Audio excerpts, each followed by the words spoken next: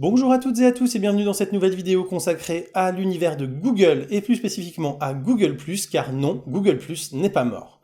Et aujourd'hui, on va s'intéresser aux cercles, aux collections et aux communautés, et on va faire un petit point sur qui sert à quoi, histoire que vous y voyez un petit peu plus clair sur le fonctionnement de ce réseau social, qui n'en est pas vraiment un. Donc comme je vous le disais, il y a trois grosses fonctions de partage dans Google+. Il y a les collections, les communautés et les cercles. Et comme vous le voyez, depuis la dernière mise à jour de Google+, les cercles n'ont plus leur partie à part, ce qui fait que ce que je vous avais montré dans la vidéo que vous retrouvez en haut à droite dans le petit i n'est plus faisable puisque vous n'avez plus de zone d'administration spécifique des cercles, Google ayant trouvé que c'était une notion beaucoup trop complexe à appréhender telle quelle. Et même si je lui donne tort me concernant, puisque moi j'aimais beaucoup les cercles et j'aimais bien la manière dont ils avaient présenté le truc, force est de constater que tous les gens avec qui je parle de Google+, me disent « Non mais moi je comprenais absolument rien aux cercles ». Et donc c'est pas plus mal qu'il l'ait simplifié de la manière suivante. Donc qui sert à quoi? Les collections, ce sont en fait donc des zones dans lesquelles vous allez pouvoir regrouper des posts par thématique, et que les gens vont pouvoir venir suivre. L'avantage, c'est qu'ils vont comme ça pouvoir suivre uniquement les publications que vous faites sur des thèmes qui leur plaisent, sans forcément suivre l'ensemble de votre flux. Vous voyez là, c'est une sélection. Là, vous auriez celle que je suis, il n'y en a pas beaucoup, comme vous le voyez, il n'y en a qu'une seule, de Jérémy Lopez.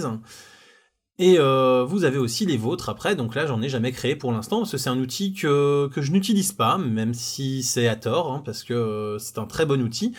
Et donc en fait le principe est le suivant, c'est quand vous allez créer un post, donc on va revenir sur l'accueil, on va créer un post, donc imaginons qu'on crée un post qui est en rapport avec l'informatique, classique pour ma chaîne, par exemple c'est ma nouvelle vidéo sur Synology, justement comme celle que vous avez ici.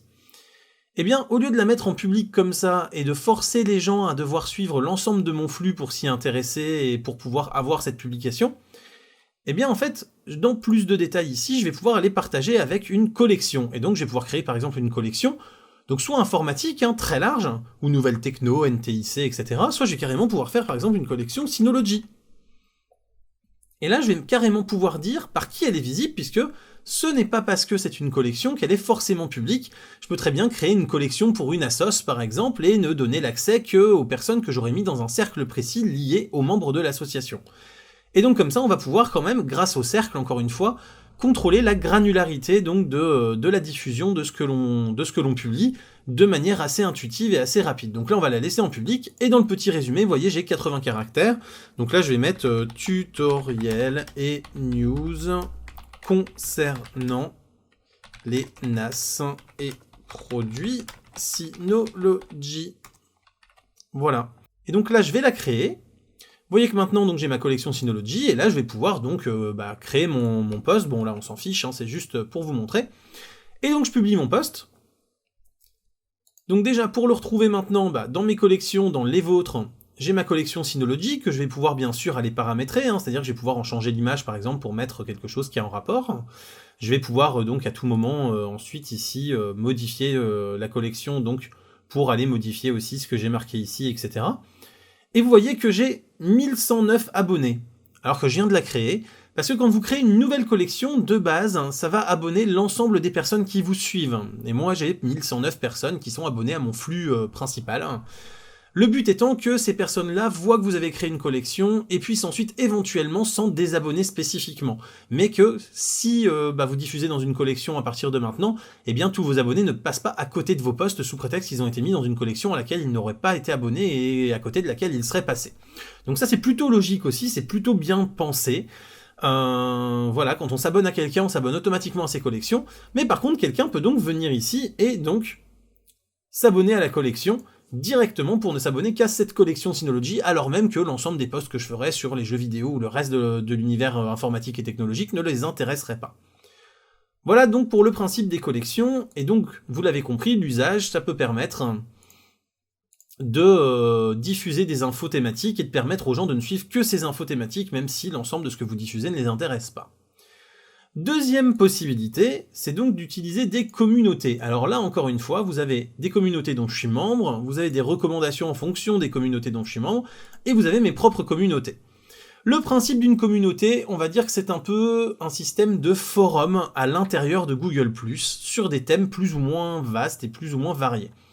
Donc par exemple, vous pouvez avoir une communauté, donc comme... alors qu'est-ce que je fréquente quasi quotidiennement? Les usagers de Google en France par exemple, qui est une grosse communauté sur laquelle vous avez beaucoup d'infos en rapport avec Google qui sont diffusées par beaucoup de membres, hein, parce que vous voyez, il y a quand même 34 000 membres à l'heure actuelle quand je tourne ça. Donc par exemple, cette communauté-là, ça va vraiment faire, comme vous le voyez, un gros forum où chaque utilisateur va pouvoir venir relayer des infos en rapport avec Google, et le créateur de la communauté et les diverses personnes qu'il a nommées également pour l'aider dans sa communauté, a créé comme ça des catégories pour pouvoir trier, etc. les choses. Et donc si je retourne dans les vôtres, vous voyez, moi par exemple j'en ai fait une sur la Creative Suite d'Adobe, et vous voyez donc j'ai créé des sous-dossiers par programme de la Creative Suite, et donc si quelqu'un a envie d'adhérer à cette communauté, il va pouvoir donc y rentrer pour pouvoir venir poster des infos, et par exemple s'il cherche des infos que sur Premiere Pro, il va pouvoir cliquer ici sur la sous-section Premiere Pro pour n'avoir que les publications Premiere Pro, par exemple. Et donc voilà, les communautés, ça va vous permettre comme ça de créer des forums thématiques, mais où les gens n'ont pas besoin de se créer un compte spécifique pour y accéder, puisque leur compte Google suffit déjà à s'inscrire, et qu'ils vont comme ça pouvoir aussi retrouver directement dans leur flux, ce qui fait qu'ils n'ont pas besoin d'aller consulter le forum spécifiquement en fait, puisque cette communauté va automatiquement balancer, s'ils le souhaitent bien sûr, c'est paramétrable, et bien cette communauté va pouvoir leur balancer dans leur flux directement les nouveaux posts qui y sont faits. Et donc ça c'est plutôt pratique aussi. Et donc comme je vous disais, les cercles maintenant vous ne pouvez plus les administrer de base, mais vous avez en fait la main dessus tout le temps. Donc vous l'avez déjà vu, quand vous créez par exemple une collection, ou quand vous créez un post, vous avez la possibilité de filtrer grâce à vos cercles si vous le souhaitez, pour contrôler qui va pouvoir voir la publication. Comme je viens de le dire, vous l'avez compris, les cercles servent justement à contrôler qui pourra voir ou ne pas voir votre publication. Donc une publication publique bien évidemment sera visible de tous, et si après vous définissez que certains cercles ou que certaines personnes, eh bien vous n'allez donner accès qu'à ces personnes-là. L'avantage des cercles par rapport aux personnes, étant qu'en fait vous créez des groupes, et que si vous rajoutez des gens à ce groupe à l'avenir, ils auront automatiquement accès à l'ensemble des publications liées à ce groupe, même antérieures à leur arrivée dans le groupe. Donc si par exemple, toujours pour reprendre le cas d'une association, vous créez des posts de news et d'actualité concernant votre assoce de roller sur l'île par exemple, il y en a un qui se reconnaîtra s'il regarde la vidéo, eh bien vous allez pouvoir comme ça filtrer avec uniquement vos adhérents. Et quand vous allez donc retirer des gens qui ne sont plus adhérents, ils vont automatiquement perdre l'accès aux publications que vous aviez faites qui n'étaient accessibles qu'au cercle par exemple de cette association de roller, et inversement quand vous allez avoir des nouveaux adhérents, vous allez pouvoir les rajouter, et ils vont automatiquement avoir accès à l'ensemble du flux depuis sa création en fait. Et donc les cercles se managent directement, vous vous mettez sur quelqu'un par exemple, et là si vous faites suivre, il va vous demander dans quel cercle vous voulez le rajouter. Et vous allez comme ça pouvoir l'ajouter dans un ou plusieurs cercles. Et si là vous faites OK, cette personne-là sera à la fois dans le cercle photo pro, dans le cercle photo et alpha DXD, dans le cercle connaissance plus et dans le cercle ami, et il aura automatiquement accès à l'ensemble des publications que vous avez fait à l'un de ces 4 cercles. Et donc comme ça va vous permettre de rajouter des gens, de les trier, et que vos amis ou votre famille ne voient pas la même chose que vos collègues de travail, qui ne verront pas non plus la même chose sur votre mur que vos collègues d'assos, qui ne verront pas la même chose que les gens avec qui vous jouez sur internet, qui ne verront pas, etc., etc., etc. Vous avez compris la mécanique. Et donc pourquoi je tenais à faire cette distinction ? Parce que visiblement, collection, communauté et cercle, c'est pas forcément très clair pour tout le monde, et donc j'espère qu'à la suite de cette vidéo, vous comprendrez un peu mieux à quoi servent chacune de ces 3 catégories, et chacun de ces 3 outils, et que ça vous permettra d'exploiter un peu mieux les potentialités que Google+ vous offre au quotidien. Voilà, j'espère qu'au terme de cette vidéo, l'ensemble de ces 3 paramètres et de ces 3 parties de Google+, vous est un peu plus familier, et que vous voyez maintenant un petit peu plus comment utiliser chacun d'entre eux. Si cette vidéo vous a plu, n'hésitez pas à mettre un petit pouce vers le haut, à la partager, à vous abonner à la chaîne, à me soutenir sur Tipeee, à faire connaître la vidéo et la chaîne. Je vous dis à très bientôt pour plein de prochaines vidéos en rapport avec la photographie, les nouvelles technologies, l'informatique et les jeux vidéo, c'est-à-dire ce qui fait le contenu de la chaîne au quotidien.